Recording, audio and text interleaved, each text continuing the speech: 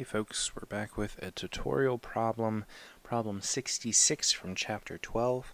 It reads, a 2 kilogram, 30 centimeter diameter disc in the figure is spinning initially at 300 RPM. So we already see that there's a brake involved in this system down the line. We probably are going to be applying a torque and maybe slowing this thing down. But let's just look at what the first problem says. What's the moment of inertia of the spinning disc? Well, since it's a disc and we're spinning along an axle through its center of mass, through its center, we can just look up what I of a disc is in that case, and we see that it's 1/2 mr squared. And this r is any characteristic length scale for the shape that we're in. So sometimes when in the case of like rods, we're going to be talking about L instead of R, but they're both lengths. It just in this case makes sense to put R because it's the radius, right? That is the characteristic length scale for this shape. So we have 1/2 mr squared. That's something I would give you. That's a lookup in a table. So don't worry about that, putting that on a note card or anything like that. I have 1/2. M is going to be 2 kilograms, and then I have 0.15 meters squared for my r squared, and that gives me an I of the disc of 0.0225 kilogram meters squared. All right, so that's the moment of inertia, the spinning disc. It doesn't matter that it's spinning. It only matters the shape and the pivot point, right? The axle that I'm spinning around, the axis that I'm spinning around. B says, find the rotational kinetic energy and angular momentum of the disc. So it's a twofer. So we got kinetic energy, rotational, right? And then we got angular momentum. Let's hold on to that. Kinetic energy, rotational kinetic energy is 1/2. Well, if we think about translational kinetic energy is 1/2 mv squared. Rotational kinetic energy is the same stuff, but in angular kind of space, right? So I have 1/2 I omega squared, right? So I'm going to say 1/2. I got to figure out what omega is, unfortunately, right? Because we have that in RPM. So omega is going to be 300 RPM times 2 pi radians over 1 rotation, right? Times 1 minute over 60 seconds. And when I do this all out, I get 31.42 radians per second. So 1/2. I'm going to plug in my 0.0225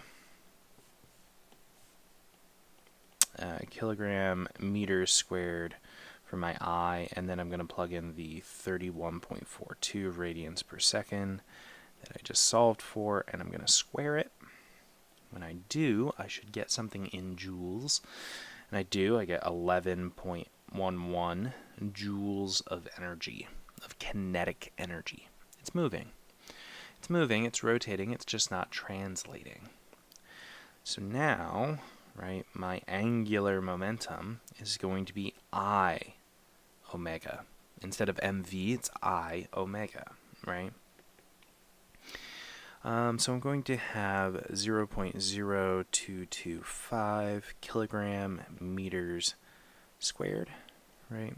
Now, it strikes me, you might have a question, why don't we use R cross P in this case? And the thing is, we could, but we would have to integrate over all of the little bits of matter, all these little bits of matter, right? All these little chunks of the disk, if we chunkify the disk, right? have linear momentum. And we could then say the integral of r cross p of all of those chunks give me L. But when you take the integral of a rigid object of r cross p, you end up getting I omega. So r cross p is really, really good when we're converting a linear into an angular momentum, right? Or we have just a singular piece of mass orbiting around something, having that angular momentum. Then it would be a whole lot easier to say r cross p. But in this case, I omega is infinitely easier.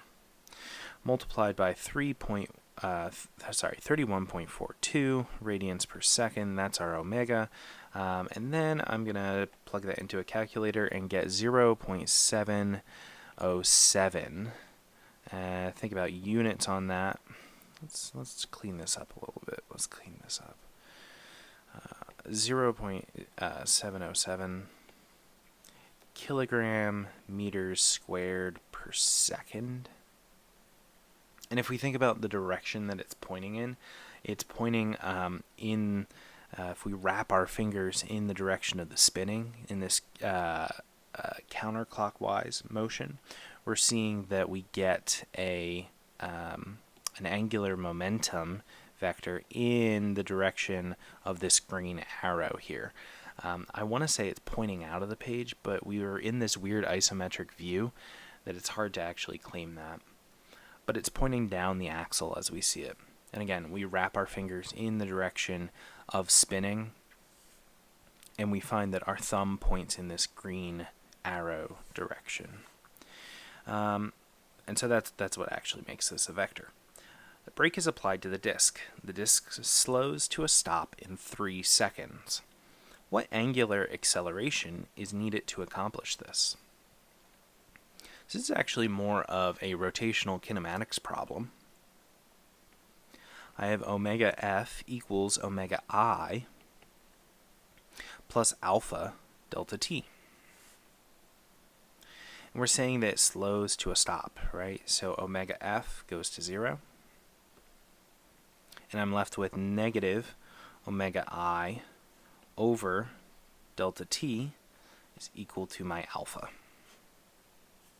If I start plugging some numbers in, I get negative 31.42 radians per second over 3 seconds. I get an alpha equal to negative 10.47 radians per second squared. Now, it's appropriate to actually say that omega I is that positive 31.42 radians per second because counterclockwise is kind of by convention positive. If we were rotating 31.42 radians per second in the clockwise direction, then it would actually end up being negative, a negative speed. So this negative acceleration means that we're opposing. We're trying to slow down, right? We're actually moving in this clockwise direction, or if we applied this acceleration for more than 3 seconds, we would end up actually starting to rotate in the clockwise direction. What's the net torque that the brake supplies? Well, if we think about torque, right, we can say that that is R cross F, but I don't know anything about F in this case, right? So maybe that is not right. Maybe there's another expression. If I think about the magnitude of torque, much like force equals ma, I can think about the magnitude of torque equaling I alpha, and I have both of those. So why don't we put that together, right? The I of the disk originally on the first page was equal to 0.0225 kilogram meters squared times alpha. Alpha we just found was negative 10.47 radians per second squared. And if I think about this, I have kilogram meters per second squared. That is a Newton. And then I have an extra meter. So when I look at my final answer of negative 0.236, I have units of Newton meters, not joules, not joules. This is a Newton meter.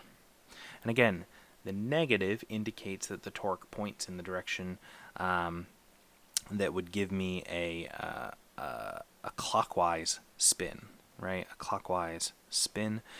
So if we had a green arrow, and let's add a red arrow, our torque actually points in this red arrow direction.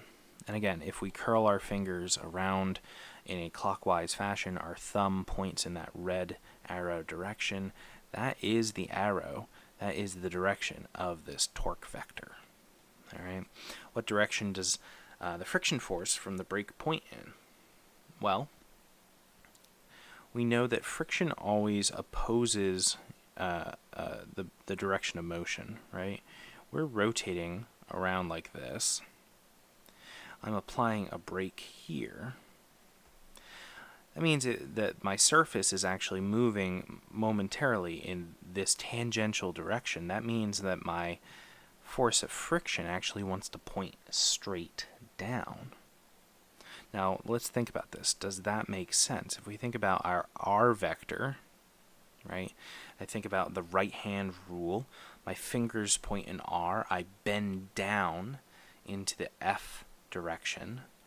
My thumb points into the page, right? It points in this red arrow, three-dimensional red arrow direction, right? That's my torque vector. And that's exactly what we just said up above, right? We said that this red arrow kind of into the page, if we really tilt this picture, would be our torque vector. So our friction force has to point down, just straight down. How much must the friction force be to achieve the torque found in part D? Well, now let's go back to this definition of torque that we kind of shoved off before, R cross F. I don't actually want to do the cross product here, so let's just look at the magnitudes. We know the directions. And if we extend this R vector out just a little bit, I see that I have a right angle between R and F. So I'm going to say that it's magnitude of R times the magnitude of F times sine of the angle between them, and that phi is 90 degrees. So I'm going to say now that F is equal to torque over R. And since sine of 90, that's just going not 0, go to 1. So what's my torque? My torque we found was negative 0. We're talking about magnitudes. I should have put those in there. Magnitude. We're talking about 0.236 Newton meters over 0.15 meters, right? 15 centimeters is our radius. And if I plug and chug, I get 1.57 newtons. 1.57 newtons, not a whole lot. 3 seconds is reasonable to make this thing slow down to a stop. So again, kind of a straightforward problem, just really breaking down, though, what exactly each piece does, how we can use the moment of inertia to then talk about the torque, to then talk about something about the friction force, right? The other things that I threw in here with the rotational kinetic energy and the angular momentum, I just wanted to flex those muscles a little bit. I wanted to get us used to thinking about these quantities, even if it's a torque problem. So that's number 66. If you have any questions, shoot me an email or swing into an office hour. Have a good one.